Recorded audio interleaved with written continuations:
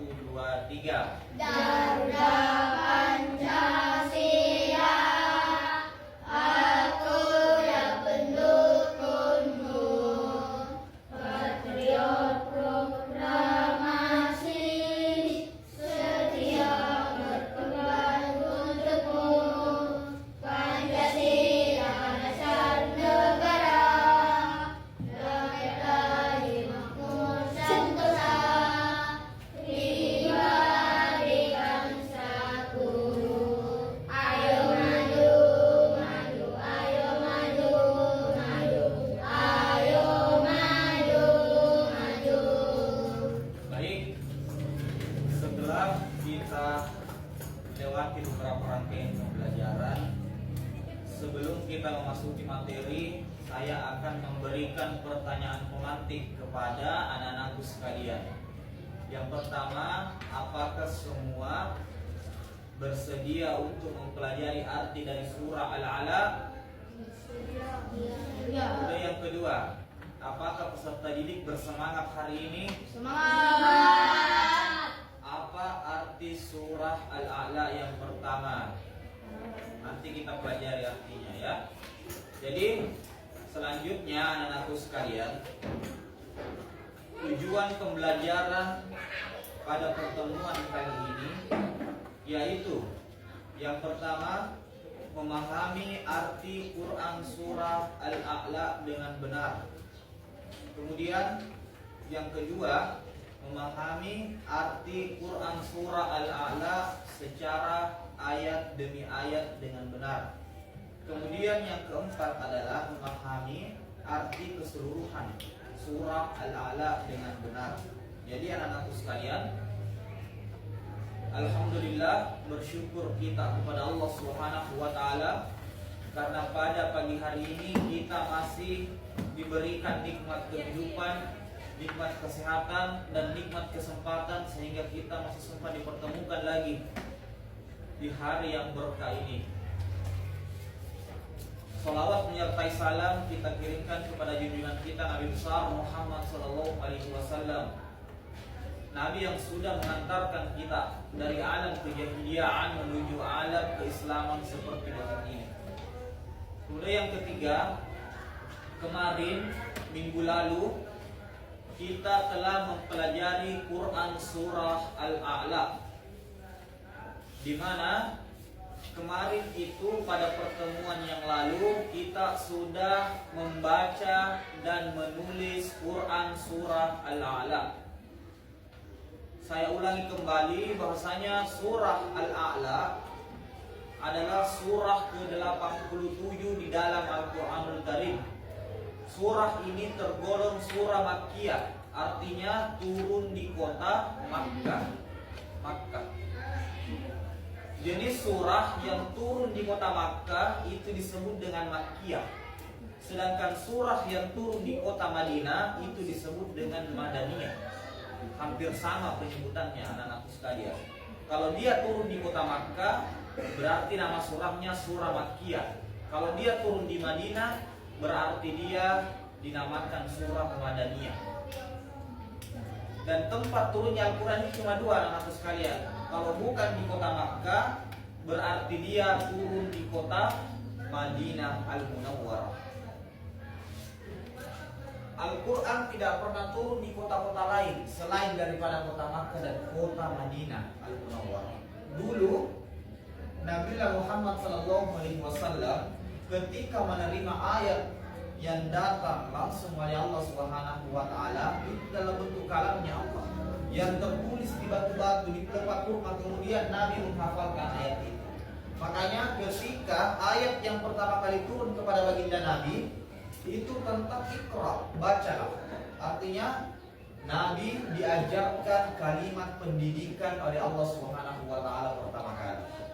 Kenapa bukan kalimat sholat yang pertama kali turun kepada baginda Nabi? Kenapa bukan kalimat puasa yang pertama kali turun kepada baginda Nabi? Kenapa bukan kalimat zakat yang pertama kali turun kepada baginda Nabi? Kenapa bukan kalimat haji yang pertama kali turun kepada baginda Nabi? Kenapa harus Iqra, bacalah? Karena segala aktivitas di dunia ini, baik itu yang menyangkut dunia maupun akhirat, itu harus dipelajari terlebih dahulu. Kita harus belajar dulu terlebih dahulu. Jangan sampai kita melakukan amal ibadah, aktivitas dunia kita di luar daripada belajar. Jadi seluruh aktivitas manusia yang ada di dunia ini itu tidak terlepas dari yang namanya proses pembelajaran. Seperti layaknya kita hari ini di kelas 6, kita mempelajari tentang Quran surah Al-A'la.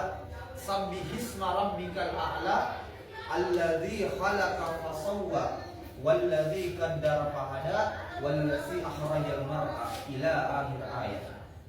Jadi anak-anakku sekalian, kembali surah ini tergolong surah Makkiyah. Ketika Allah menurunkan surah ini di kota Makkah, itu menyangkut ketauhidan kepada Allah Subhanahu wa taala. Kita mengisahkan Allah Subhanahu wa taala. Berbeda dengan ketika surah itu turun di kota Madinah. Kalau surah itu turun di kota Madinah, berarti dia hanya berbicara masalah musyawarah tentang hubungan kita sesama manusia, hubungan kita sesama yang lain, sesama makhluk. Ketika surah ini turun di kota Makkah, anak-anakku sekalian, maka surah ini berbicara tentang hubungan kita dengan Allah.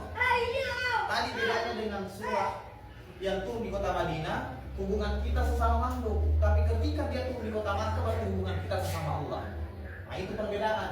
Salah satu perbedaan surah Makkiyah dan Madaniyah itu tadi berbicara masalah ketuhanan ketika dia turun di kota Makkah. Ketika turun di kota Madinah, dia berbicara masalah manusia, tentang hubungan sosial kemasyarakatan, tentang politik. Nah, itu turun di kota Madinah. Jadi anak-anakku sekalian, besok-besok ketika kita melihat ciri-ciri surah yang berbicara masalah manusia, berbicara masalah sosial, berarti surah itu Madaniyah, turun di kota Madinah.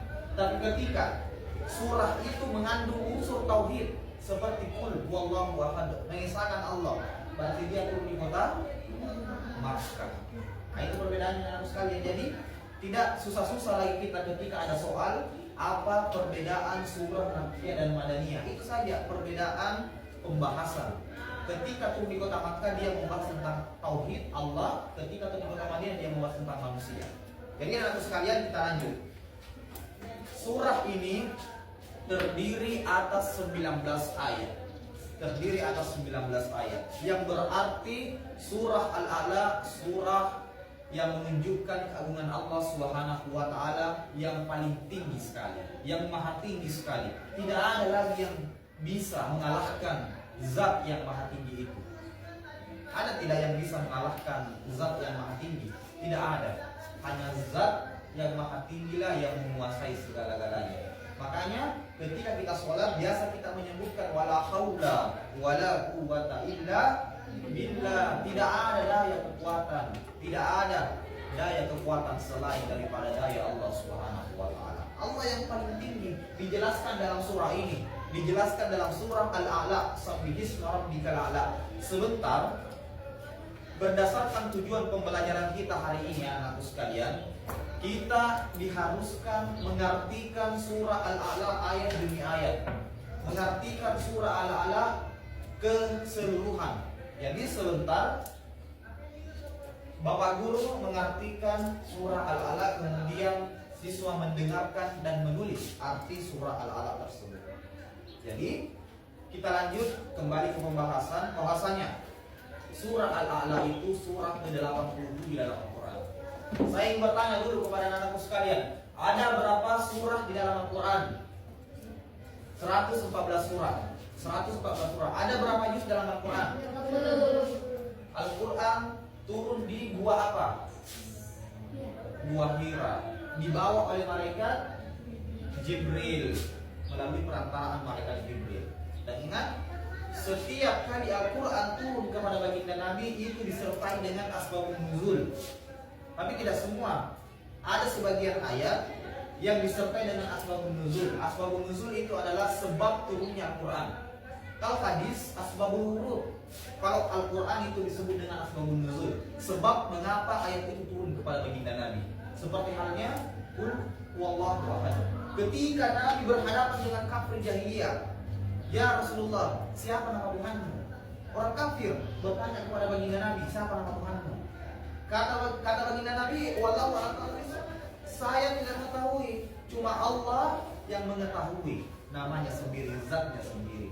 Makanya ketika Nabi ditanya seperti itu, Nabi diam. Dan diamnya Nabi mendatangkan sebab nuzul. Turunlah Quran surah Al-Ikhlas itu.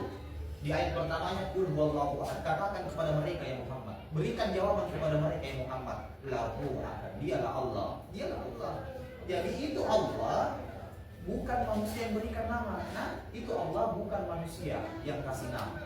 Tapi zat yang maha tinggilah yang memberikan petunjuk kepada kita bahwasanya Tuhan kita itu adalah Allah Subhanahu wa taala yang ahad, satu yang tidak ada dua. Sama seperti Quran surah Al-A'la ini, sabbihisma rabbikal a'la. Yang berarti sucikanlah nama Tuhanmu yang maha tinggi. Siapa nama Tuhan kita?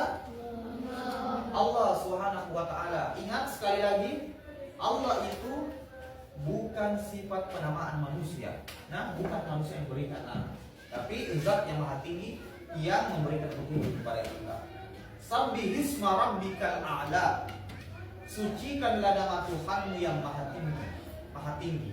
Ketika Allah menggunakan kalimat maha tinggi, tidak ada lagi yang mengalahkan tingginya Allah Subhanahu wa taala. Maha tinggi, maha guru, maha besar, maha mendengar, maha melihat. Semua pakai maha, artinya tidak ada lagi yang kalah tinggi. Kemudian yang kedua, alladzi khalaqa fasawwa, yang menciptakan lalu menyempurnakan ciptaannya. Allah yang menciptakan kita kemudian disempurnakan. Allah membentuk kita. Laqad khalaqnakum, menciptakan kita, summa sawwarnakum. Kemudian dibentuk kita secara sempurna, dibentuk kita. Misal Tori dibentuk tubuhnya oleh Allah Subhanahu wa taala, kemudian disempurnakan, diberikan mata, diberikan pikiran, diberikan telinga, diberikan mulut. Kenapa hidung tempatnya di sini? Kenapa hidung tempatnya di sini? Karena Allah menyusun, membentuk tubuh bagian manusia itu sesuai dengan proporsionalnya masing-masing. Hidung ditempatkan di sini. Ketika kita makan jalan kote misalnya, kita cium dulu itu jalan kote, pas di atas mulut dicium kalau dimakan. Coba bayangkan seandainya hidung disimpan di belakang sini. Ribet toh kalau mau makan, ribet toh. Jalan kote dicium dulu dari belakang, baru dimakan. Tapi coba perhatikan bagaimana Allah menciptakan tubuh kita dengan sempurna. Ditempatkan hidung sesuai dengan tempatnya masing-masing. Telinga ditempatkan di sini. Bayangkan kalau telinga ditempatkan di sini, bagaimana Rasul menelpon? Diangkat. Halo, di mana Ki? Kenapa begitu? Oh? Coba bayangkan. Luar biasanya Allah Subhanahu wa taala menempatkan telinga di sini. Kita angkat telepon langsung dikasih begini. Toh? Bayangkan kalau dibawa telapak kaki, bagaimana ceritanya menelpon? Kalau dibawa telapak kaki, atau di atas kepala. Halo, Tori, di mana kok? Ternyata pergi membuka malu di sana. Kemudian yang ketiga, anak-anakku sekalian, walladzi qaddara fahada, yang menentukan kadar masing-masing dan memberikan petunjuk. Setiap yang diciptakan oleh Allah Subhanahu wa taala itu ditetapkan kadarnya.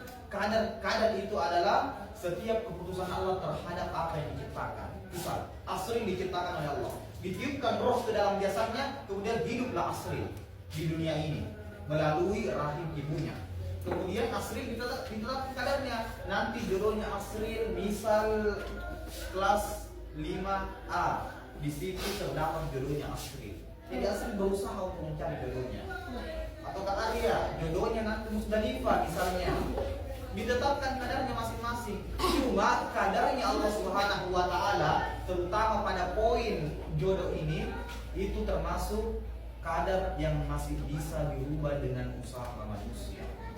Nah, masih bisa dirubah. Arya ketika Allah menetapkan Musdalifah sebagai jodohnya, Arya masih bisa merubah itu dengan cara berdoa. Nah, la yaruddu qadar, tidak ada yang bisa merubah kadar. Tidak ada yang bisa merubah takdir illa doa, kecuali doa. Jadi Arya ketika tidak ke sana Musdalifah berdoa, ya Allah, jodohkan saya dengan Nurul Izzah misalnya.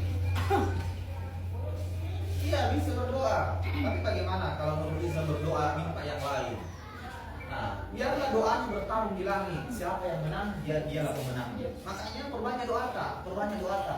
Ya Allah, saya termasuk bagian rezeki. Nah, bagian rezeki, pada poin rezeki. Ya Allah, tambahkanlah rezekiku hari ini ya Allah. Kalau kuat doa tak, dan tiap hari kita berdoa dalam keadaan khusyuk mengingat kepada Allah Subhanahu wa taala dan kita ikhlas dan ridho menerima ketetapan Allah Subhanahu wa taala, boleh jadi hari ini kita mendapatkan rezeki yang dilebihkan oleh Allah Subhanahu wa taala. Bayangkan anak-anakku sekalian, ketika kita meminta kepada Allah dalam keadaan ridho, hati ini menerima ketetapan Allah, insya Allah kita akan mendapatkan lebih dari apa yang kita minta pada hari ini. Oke, selanjutnya anak-anakku sekalian, ayat keempat, wallazi akhrajal mar'a, yang menumbuhkan rumputan. Siapa yang menumbuhkan rumput? Allah, bukan kita. Kita ini hanya perantara menanam itu semua. Misal kita menanam jagung, kita cuma berusaha menanam itu. Yang menumbuhkan adalah akhrajal mar'a. Allah yang menumbuhkan itu rumputan. Allah yang menumbuhkan tumbuhan. Allah yang menumbuhkan tanaman. Allah yang menumbuhkan pohon-pohon. Jadi jangan bilang, yang kita mengira manusia yang menumbuhkan itu semua. Karena kita siram itu, kita tanam itu, kita rawat kemudian tumbuh itu, ya, itu bagian dari kadarnya Allah Subhanahu wa taala, ketetapannya Allah Subhanahu wa taala. Kita sehebat apapun berusaha menumbuhkan rumputan, menumbuhkan pohon, kalau Allah tidak berkehendak menumbuhkan itu, tidak bakal tumbuh. Sekalipun dia ditanam di tanah yang subur, kalau Allah tidak berkehendak tidak bakal tumbuh. Tapi beda cerita kalau kita menanam sekalipun di tanah yang kering, tidak subur, kalau Allah berkehendak menumbuhkan itu, tumbuhlah kaktus di padang pasir. Bayangkan, itu padang pasir, padang yang panas sekali, tidak ada air, tidak ada curah hujan. Tapi kenapa ada pohon tumbuh di situ, kaktus? Karena itu Allah yang menentukan, bukan manusia. Nah, bukan manusia. Bayangkan, padang pasir ini, padang pasir tumbuh kaktus di sana. Kemudian anak-anakku sekalian, faja'alahu busa'an ahwa, lalu dijadikan rumput-rumput itu kering dan kehitam-hitaman. Sanukriuka fala tansa, kami akan membacakan Al-Quran kepadamu ya Muhammad sehingga engkau tidak akan lupa. Illa masya Allah, innahu ya'lamul jahra wa ma yakhfa, kecuali jika Allah menghendaki, sesungguhnya dia mengetahui yang terang dan yang tersembunyi. Bayangkan, Allah mengetahui yang nampak dan yang tersembunyi. Jadi tidak ada lagi alasan bagi manusia untuk kabur dari ketetapannya Allah Subhanahu wa taala. Gimana kita sembunyi dari ketetapannya Allah? Kita sembunyi, yang tersembunyi ditahu oleh Allah. Kita menampakkan diri, yang tampak pun akan diketahui oleh Allah Subhanahu wa taala. Wa nuyassiruka lil yusra, dan kami akan memudahkan bagimu jalan kemudahan mencapai kepada dirimu. Jadi anak-anakku sekalian, setelah Bapak Guru membacakan beberapa ayat, baru kita artikan ayat demi ayat. Ini melatih berpikir kritis kita.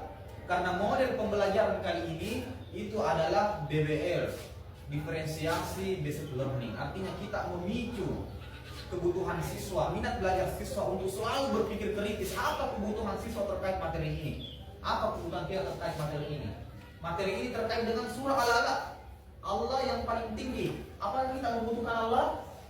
Kita membutuhkan Allah? Kita membutuhkan Allah. Makanya kita perlu diwajibkan belajar, mempelajari Al-Quran, mempelajari ayat-ayatnya. Ketika kita mempelajari ayat-ayatnya, maka kita pun akan mempelajari artinya. Jangan sampai kita hanya menghafal ayatnya, namun tidak pernah menghafal artinya. Bayangkan, kalian hanya tahu membaca Sabbihisma Rabbikal A'la, tapi apa artinya Sabbihisma? Nah, jadi Bapak Guru sudah menyebutkan tadi arti dari Sabbihisma. Akhirnya kita menjadi tahu kebutuhan kita adalah membutuhkan Dia zat yang paling tinggi. Semua unsur kehidupan ini tidak pernah terlepas dari kebutuhan kita kepada Allah Subhanahu wa taala. Jadi anak-anakku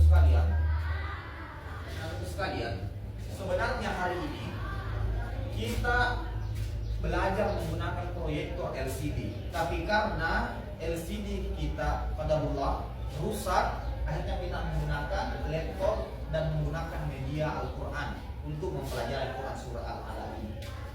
Jadi anak-anakku sekalian, surah Al-A'la mengajarkan kepada kita bahwasanya kita harus mensucikan nama Allah Subhanahu wa taala. Tidak boleh kita mengotori namanya Allah Subhanahu wa taala. Perbedaan antara bersih dan suci itu, kalau bersih itu yang kelihatan saja, itu bersih. Tapi kalau suci bukan cuma yang kelihatan, tapi yang dilihat oleh setan juga itu bersih. Misal baju ini bersih, namun secara batinia baju ini tidak suci karena dia pernah dipakai untuk membersihkan najis misalnya. Baju ini pernah dipakai membersihkan najis. Tapi baju ini bersih, kelihatan, tapi tidak suci. Nah, jadi kalau kita disuruh memilih, mana yang kita pilih? Bersih atau suci? Kita pilih suci karena suci itu suci secara terlihat, suci secara batinnya yang tidak terlihat. Makanya kita berwudu itu bukan bersih, tapi kita suci. Suci dari lahir dan batin. Nah, sekalian, silahkan buka halaman 109. Buka halaman 109. Sudah? Oke, sekarang tulis di bukunya masing-masing arti surah Al-A'la yang pertama. Jadi bapak guru yang dikte, kalian tulis di bukunya. Nah, oke, silakan. Nomor 1. Ikuti soal yang ada di buku. Nomor 1 itu ayat pertama, Sabbihisma rabbikal a'la. Silakan tulis artinya. Sucikanlah nama Tuhanmu yang maha tinggi. Sucikanlah nama Tuhanmu yang maha tinggi. Nama Tuhanmu yang maha tinggi. Sucikanlah nama Tuhanmu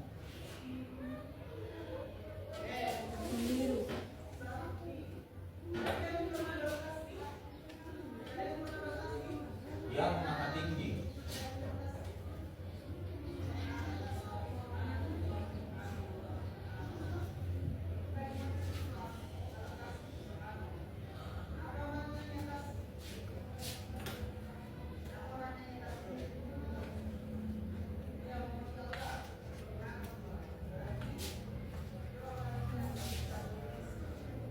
Yang kedua, alladzi khalaqa fasawwa, yang menciptakan lalu menyempurnakan.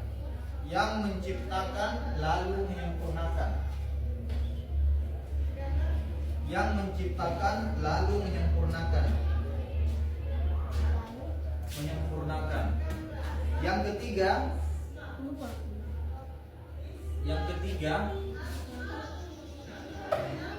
yang menentukan kadar masing-masing. Yang menentukan kadar masing-masing.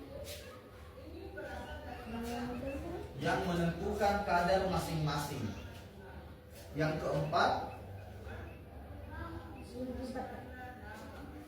yang menumbuhkan rerumputan. Yang menumbuhkan rerumputan.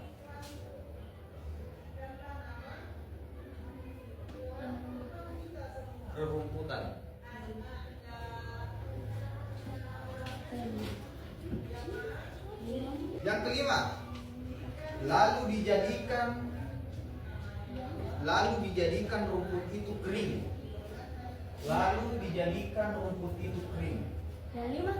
Ya. Lalu dijadikan rumput itu kering. Dijadikan rumput itu kering. Dijadikan rumput itu kering.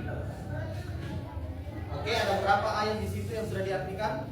5. Jadi untuk tugas anak-anakku sekalian, tugasnya di rumah adalah melanjutkan mengartikan ayat demi ayat Quran surah Al-A'la itu. Jadi buku cetaknya itu silahkan dibawa pulang, kemudian dijadikan tugas rumah. Kita mengerjakan ayat 1 sampai ayat 19. Kita tulis artinya di rumah. Nanti setelah itu minggu depan kalian kumpul di meja Bapak Guru, kemudian Bapak Guru memberikan penilaian atau evaluasi. Jadi untuk anak sekalian, silahkan belajar baik-baik di rumah, kemudian mengerjakan tugasnya, lanjutkan mengartikan ayat itu. Jadi sisanya nanti di rumah ayat 6 sampai ayat 19. Karena ayat 1 sampai 5 sudah kita tulis sama-sama. Jadi nanti di rumah kita kerjakan itu tugasnya, ya. Jadi sebagai bahan refleksi pada hari ini anak-anakku sekalian, kita sebagai manusia yang diciptakan oleh Allah Subhanahu wa taala, kita wajib mempelajari Al-Qur'an beserta artinya. Tidak harus kita mempelajari semua sesuai dengan kesanggupan kita mempelajari Al-Quran. Ketika kita mempelajari Al-Quran, pelajari juga tafsirnya, maksudnya seperti apa, kandungan isi Al-Quran itu seperti apa, terutama pada Quran surah Al-Alaq ini anakku sekalian. Jadi untuk anakku sekalian, silahkan kerjakan itu. Lalu kumpul di meja Bapak Guru di depan. Jadi ketika kita belajar Al-Quran, maka kita sudah menjadi hamba yang satu tingkat lagi di atas manusia lain yang tidak belajar Al-Quran. Jadi kata-kata motivasi untuk anakku sekalian, belajar di waktu muda itu ibarat kita mengukir di atas batu. Belajar di masa tua ibarat kita mengukir di atas air. Apa maksudnya itu anakku sekalian? Ketika kita masih muda, kita masih mempelajari Al-Quran, itu masih bisa melekat di ingatan kita, seperti kita mengukir di atas batu, tidak gampang hilang. Tapi ketika kita belajar di masa tua, hari ini kita memilih untuk tidak belajar, itu sama saja kita mengukir di atas air, gampang hilang, tidak berbekas di pikiran kita. Oke anak-anakku sekalian, sampailah kita di penghujung pembelajaran pada pertemuan kali ini. Minggu depan kita akan mempelajari tentang kandungan pokok isi Quran surah Al-Alaq ini. Jadi saya tutup dengan doa